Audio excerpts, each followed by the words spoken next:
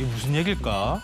불과 얼마 전까지 요즘에 청약 과열 다시 그렇게 돼. 네, 집값이 떨어져가지고 폭락해가지고 굉장히 심각한 문제였었잖아요. 네네. 갑자기 무슨 청약 과열을 얘기를 하나 이렇게 생각하실 것 같은데요.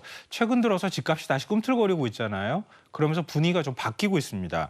이 수도권 아파트 1순위 청약 경쟁률이 올 초 대비 130배 이상 높아져서 오. 청약 과열을 우려하는 지경에 이르렀다고 합니다. 네. 뭐 올해 초만 해도 사실 아파트 청약 인기가 좀 저조했었거든요. 네. 근데 130배 이상 높아졌어요? 네.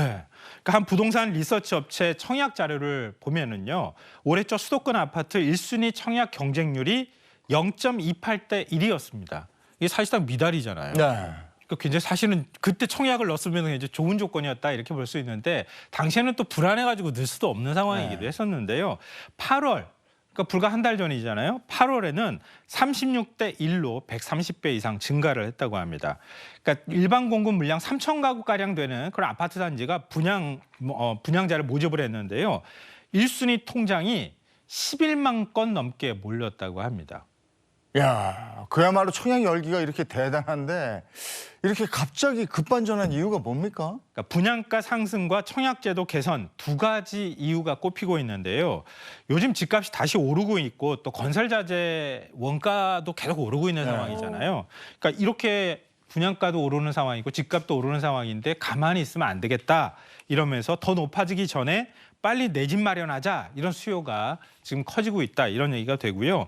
두 번째로는 청약제도 개선도 하나의 원인으로 꼽히고 있습니다.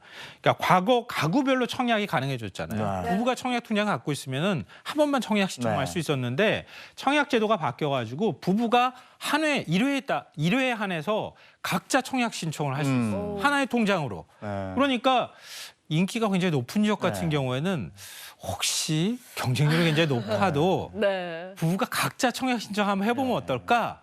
이런 생각을 한다는 거예요. 네. 그러니까 청약자들이 대거 몰리는 현상들이 나타나고 있는 겁니다. 아니 이렇게 청약을 한다는 건 아파트 값이 향후에 오를 것이다라는 기대 심리잖아요. 네. 이게 잠깐 탁 튀어오르고 다시 꺼질 거야 이런 게 많았는데 요즘 전문가들은 또 아닌가벼 이런 게 또. 아니 근데 전문가들 의견은 좀 엇갈려요. 그렇죠. 지금 잠깐 반등하는 것 네. 같지만 이렇다가 이렇게 횡보할 수 있잖아요.